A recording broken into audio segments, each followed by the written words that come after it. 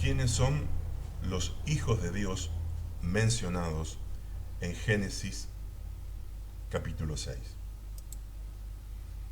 Dice así: cuando los hombres empezaron a multiplicarse sobre la tierra y les nacieron hijas, los hijos de Dios se dieron cuenta que las hijas de los hombres eran hermosas y tomaron para sí esposas las que le gustaron. Entonces dijo Dios: no permanecerá para siempre mi enojo para con el hombre, porque es toda carne.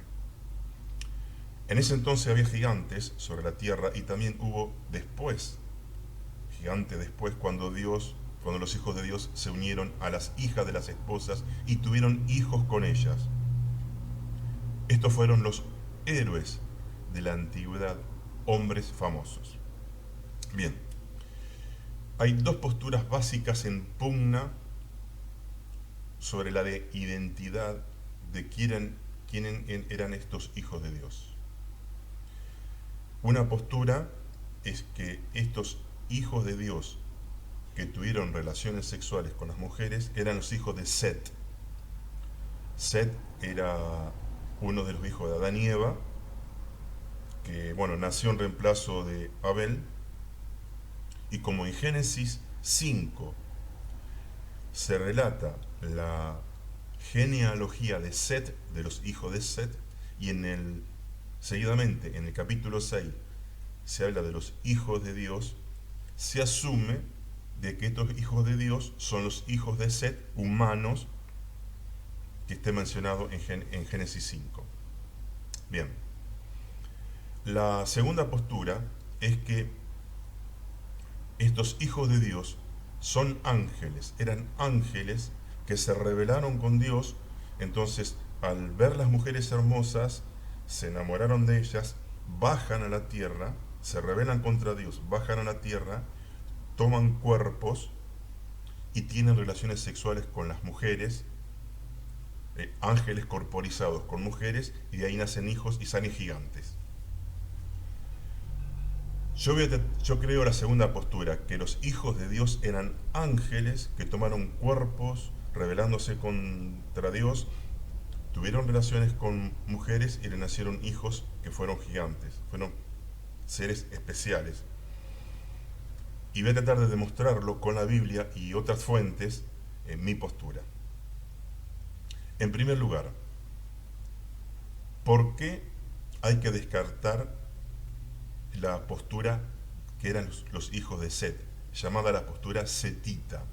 Primero, nunca se dice que estos hijos de Dios eran hijos de Set. Se asumen, algunos lo asumen, y tengo que reconocer que la postura setita es la que cree la mayoría del pueblo cristiano. La Biblia no dice que eran los hijos de Set, solamente habla de hijos de Dios e hijas de los hombres. No se menciona que fuesen ellos. Segundo, no se había prohibido que los descendientes de Set pudieran mezclarse con otra descendencia, que eran los hijos de Caín, por ejemplo. No se dice que estaban prohibidas esa cruza de relaciones. Otro argumento en contra de la postura de que eran los hijos de Set es que no puede ser que el diluvio, que fue un juicio espantoso, terrible, solamente se haya debido a que una raza se mezcló con otra, cuando no estaba prohibido eso. El diluvio fue algo muy grave, muy, muy grave, y Dios no podía haber estado tan enojado porque se mezclaron dos razas diferentes de hombres. Vuelvo a repetir, mezcla que no estaba prohibida. Otro argumento en contra de la postura setita de que eran los hijos de Set, se asume, aunque la Biblia tampoco lo dice, que los hijos de Set eran una especie de pueblo elegido, raza santa, cuando la Biblia dice que a partir del pecado de Adán y Eva todos nacemos con la naturaleza pecaminosa, con culpa, y somos dignos del infierno. Es decir, los hijos de Set no eran diferentes a los hijos de Caín. No es que los de Set eran santos y los de Caín pecadores. Todos eran pecadores y culpables, y sabemos que la salvación siempre dependió de que cada hombre personalmente se humille y se arrepiente delante del Señor. Entonces no podemos asumir que había una raza santa. Además, el pueblo de Dios, recién Dios tiene un pueblo mil y tantos años después con Israel, que era el pueblo elegido. Los de Set no eran el pueblo elegido. Dios no tenía pueblos elegidos antes de Israel. Él trabajaba con personas individuales, con patriarcas. Enoc, Noé, los elegía, pero no había un pueblo, no había una raza. Además, el pasaje dice que todo designio de corazón era malo, que toda carne estaba corrompida, no había santos, todos nacimos en pecado. También se hace diferencia entre hijos de Dios e hija de los hombres, es una diferencia de ser, de esencia, una diferencia en cuanto a lo que son. No dice que unos hombres codiciaron a unas mujeres, sino que al decir hijos de Dios e hija de los hombres, está diciendo que los hijos de Dios eran de otra naturaleza. A su vez, el pasaje que leímos de Génesis 6, del 1 al 5, dice de que esta unión sexual nacieron hijos, nacieron gigantes, los Nefilim. Bueno, de la unión entre hombres y mujeres no salen gigantes. Algunos, para querer argumentar que fueron hijos de Set, dice que, bueno, se habla de una fornicación espiritual nada más, para apoyar la postura que eran los hijos de Set. También esto se derrumba, ya que fruto de estas relaciones, según Génesis 6, nacieron hijos.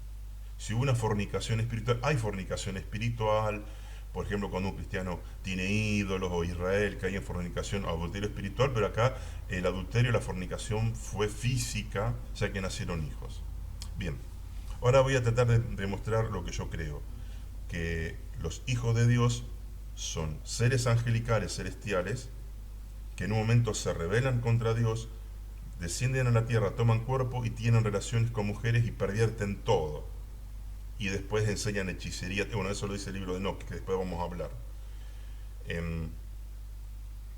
Y tienen hijos híbridos. Antes que seguir con estas posturas, quiero aclarar que esta postura, que yo creo, si llega a ser verdad, no altera para nada, no anula las verdades esenciales de nuestra fe. Por ejemplo, si es verdad lo que yo voy a decir ahora, de la postura que eran ángeles, esto no anula de que hay un solo Dios creador trino, una Trinidad, Dios Padre, Dios Hijo, Espíritu Santo, que es el único Dios todopoderoso, omnisciente, santo, justo, etc. Tampoco anula que el hombre en masa se rebeló contra Dios, todos nacemos en pecado, merecemos el castigo eterno. El hombre no puede hacer nada para salvarse a sí mismo. Entonces, en un momento Dios Hijo, que es Dios también, todopoderoso, se hace hombre, Jesús, viene a la tierra a morir por nosotros. Porque el único Salvador es Jesús. La condición para ser salvos es creer, arrepentirse, es por gracia, no es por obra meritoria. La única Salvador es Jesús y es por fe, no por obras. Los que rehúsan arrepentirse serán condenados a un infierno eterno. Los que creen y son salvos, que es la iglesia, el pueblo de Dios, van a vivir eternamente en el cielo con la gloria con Dios. Y nuestra gran esperanza es que Jesús vuelva por segunda vez para tener su iglesia y establecer su reino total. Quiero aclarar estas verdades, porque este es un tema polémico y algunos van a creer que lo que uno va a decir ahora va a afectar las doctrinas esenciales. Bueno, voy a empezar a argumentar de por qué los hijos de Dios mencionados en Génesis 6 se refiere a ángeles que, vuelvo a repetir, se rebelan contra Dios porque codiciaron a las mujeres, tienen cuerpo, toman cuerpo y tienen relaciones con ellas y tienen hijos. En primer lugar, el término hijos de Dios se menciona unas 6 veces en el Antiguo Testamento. Hay 2 en Génesis y 3 en Job. Una de las reglas de interpretación bíblica es la hermenéutica, es la ciencia que interpreta la Biblia. dice que la Biblia se interpreta a sí misma, la Biblia se responde. Entonces tenemos que buscar dentro del léxico del Antiguo Testamento dónde se vuelve a usar la frase hijos de Dios, y se vuelve a usar 3 veces en Job. Y cuando vemos quiénes son estos hijos de Dios, no son seres humanos. Por ejemplo, Job 1.8 dice que un día vinieron a presentarse delante de Dios los hijos de Dios, entre los cuales estaba Satanás. Los humanos no andan, por más malos que sean, no andan por allá arriba paseando con Satanás para presentarse delante de Dios. No eran humanos. La Biblia se interpreta a sí mismo. Entonces uno no puede sacar Génesis 6 del contexto del Antiguo Testamento. Segundo, nuevamente dice que en otra oportunidad que también sucedió lo mismo. Los hijos de Dios se presentaron ante Jehová, entre los cuales estaba Satanás. Y fíjense esto, en Génesis, en Job, la tercera vez que aparece en Job 38, del 4 al 7, Dios le está respondiendo a Job y le dice: cuando yo creaba la tierra, vos dónde estabas. Y también Dios dice: cuando alababan todas las estrellas del alba, alababan la obra majestuosa del mundo y la tierra que Dios estaba haciendo. Dice que había figuradamente estrellas del alba y se regocijaban los hijos de Dios. Es decir, que había hijos de Dios que Dios ya tenía antes de hacer la tierra, el universo y a los seres humanos, que estaban viendo la maravillosa creación de Dios, y estos hijos de Dios, nuevamente en la misma frase, se regocijaban, se alegraban. Entonces, no eran seres humanos, porque si Dios estaba creando la tierra, todavía no había hombre en la tierra. Y si no había hombre en la tierra, estos hijos de Dios no eran hombres, eran seres diferentes que estaban con Dios, eran seres celestiales. Muy bien. Vamos a ver que, bueno, en los manuscritos del Qumran, ahí cerca del Mar Muerto, los manuscritos originales, muy fidedignos, llama a estos hijos de Dios, los llama ángeles. Y son manuscritos que todos los eruditos de la Biblia reconocen como copias fieles de originales. Y entonces ahí dice que estos hijos de Dios eran ángeles. Entonces está descartado de que sean hombres los hijos de Dios. No eran seres humanos, no eran los descendientes de Set. Ahora, vamos a dar una demostración bíblica. Si bien el tema es muy difícil comprobarlo exactamente, perfectamente, esta explicación de que eran ángeles que tomaron un cuerpo es la más creíble. Y vamos a citar la Biblia. Nuevamente vamos a recurrir a la hermenéutica, la disciplina que interpreta la Biblia, que dice que la Biblia se interpreta a sí misma. Hay 2 cartas en el Nuevo Testamento que dan un poco más de detalle de lo que pasó en Génesis capítulo 6. Son las cartas de 2 Pedro y Judas, que son muy parecidas, se llaman cartas gemelas, son muy parecidas. Entonces, fíjense lo que dice en 2 Pedro, capítulo 2, del 4 al 5. Dice que Dios no perdonó a los ángeles que pecaron, sino que los arrojó al infierno, a prisiones oscuras. Y luego envió el diluvio sobre el mundo de los impíos. Entonces está diciendo, 2 Pedro, hay que ver cuándo sucedió esto, que hay ángeles que pecaron en el tiempo del diluvio. Ustedes saben que en Génesis 6, después que habla de los hijos de Dios, hijos de los hombres, ahí Dios manda el diluvio. Bien.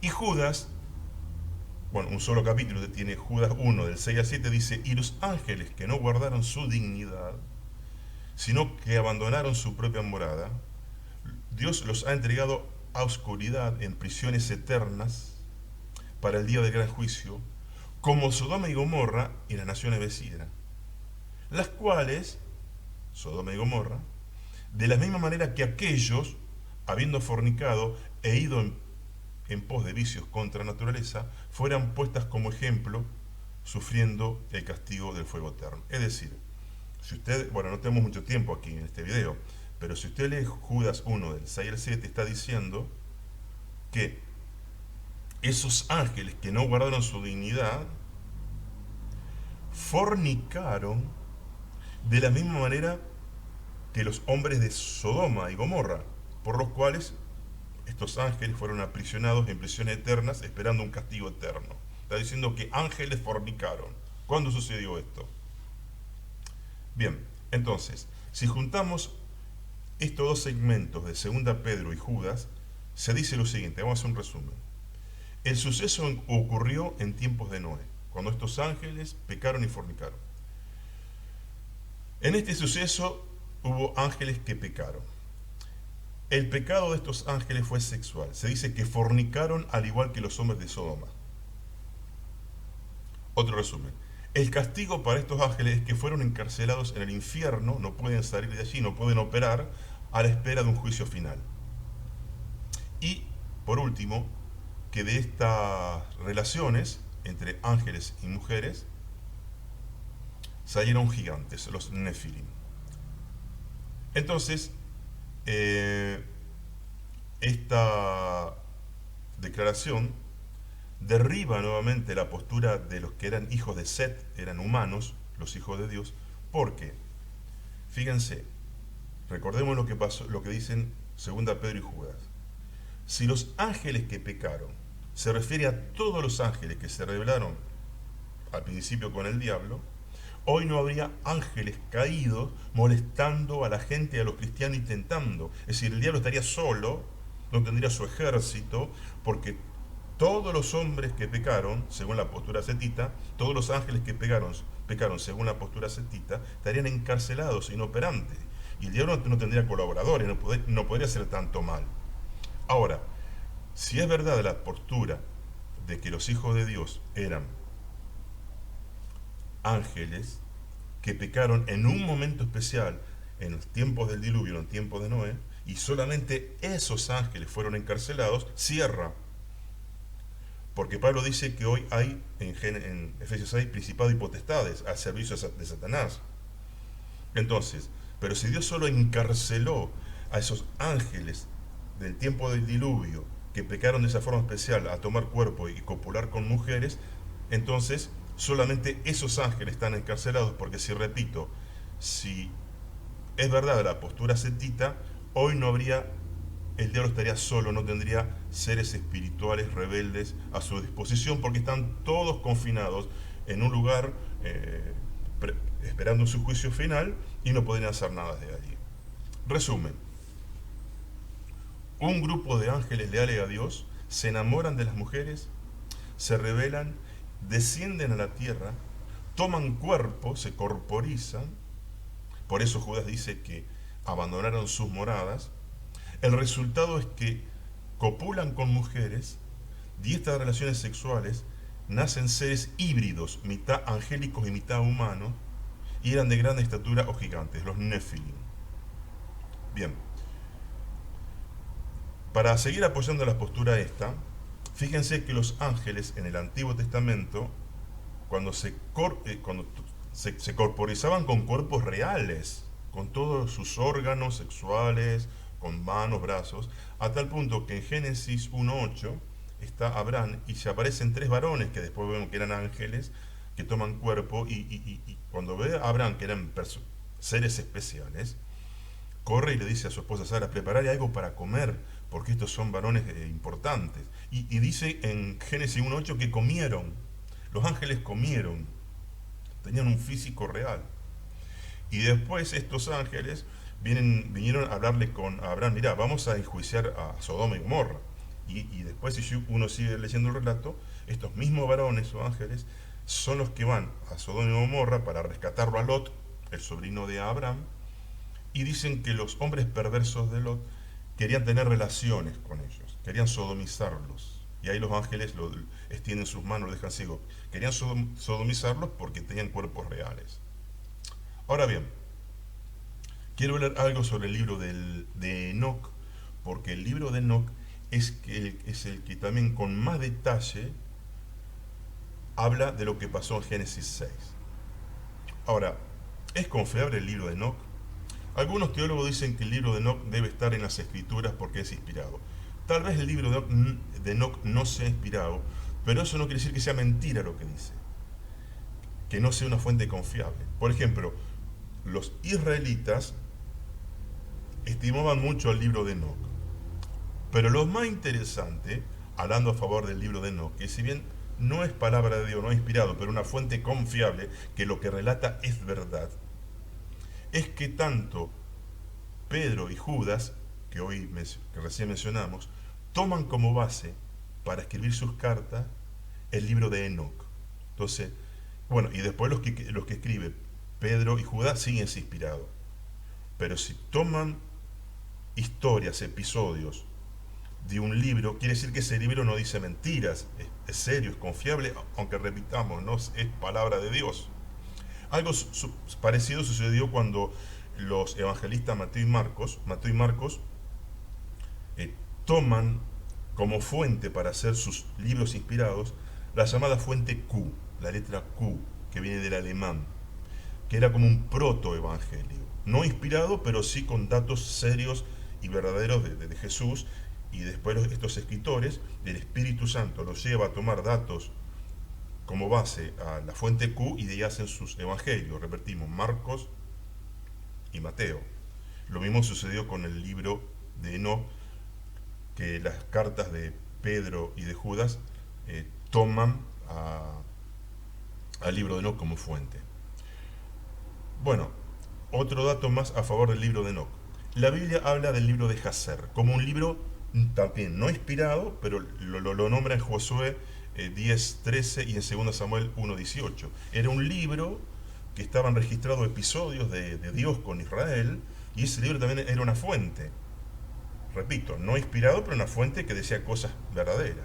Bien, el libro de Jacer, digamos que está avalado como no inspirado, pero como cierto en la Biblia. En el libro de Jacer, en el capítulo 4, yo tuve oportunidad de bajar tanto el libro y leer el libro de Jacer y de Enoc, que están en internet. El libro de Jacer, homologado por la Biblia, dice, avala lo que dice Enoc, el libro de Enoc, que del cielo bajaron ángeles, que se llaman vigilantes, que bajaron a la tierra y embarazaron a mujeres. Entonces tenemos un libro histórico, Jacer, avalado por la Biblia, y este libro avala a Enoc. Entonces Enoc lo que dice es cierto, no miente. Otro dato a favor del libro de Enoc, de la importancia y la seriedad del libro de Enoc, es que en Daniel 4:17, cuando se habla de la locura de Nabucodonosor por su soberbia, dice así, que la locura fue sentenciada por los vigilantes, seres espirituales al servicio de Dios. Ahora, ¿saben quién habla de vigilantes? El libro de Enoc. Enoc dice que esos ángeles que vieron que las mujeres eran hermosas, Génesis 6, cuando Enoc explica en su libro lo que pasó en Génesis 6, habla de vigilantes. Y de vigilantes habla Daniel, que sí es un libro inspirado. Entonces vemos cómo toda la cultura judía, los escritores sagrados judíos valoraban, tomaban frases del libro de Enoc. Por eso el libro de Enoc es de creer. Ahora bien,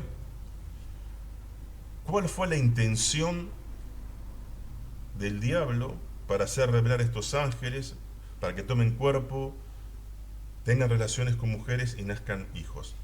Bueno, la intención del diablo era contaminar genéticamente toda la raza humana, porque nacieron híbridos que ya no eran ni totalmente hombres ni totalmente ángeles.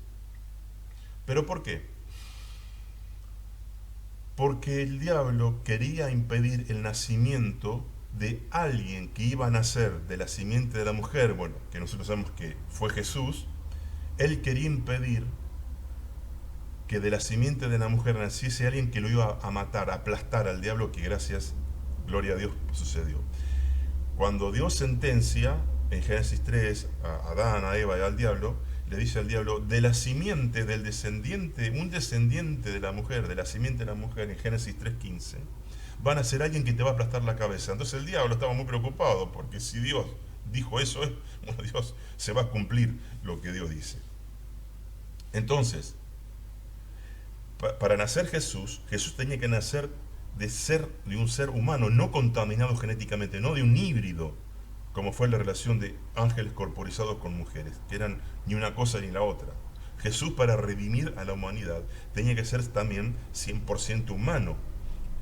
Y si toda la raza se contaminaba genéticamente, eran todos híbridos, ni 100% humanos ni 100% ángeles, ¿qué pasaba? El Mesías no podía nacer y no podía derrotar ni al pecado ni al diablo, y todos estaríamos perdidos. Entonces, la intención del diablo fue contaminar todo genéticamente para que no pudiese nacer un Dios hombre para rescatar al hombre. Y fíjense que en el episodio de Génesis 6 dice que no era perfecto en sus generaciones.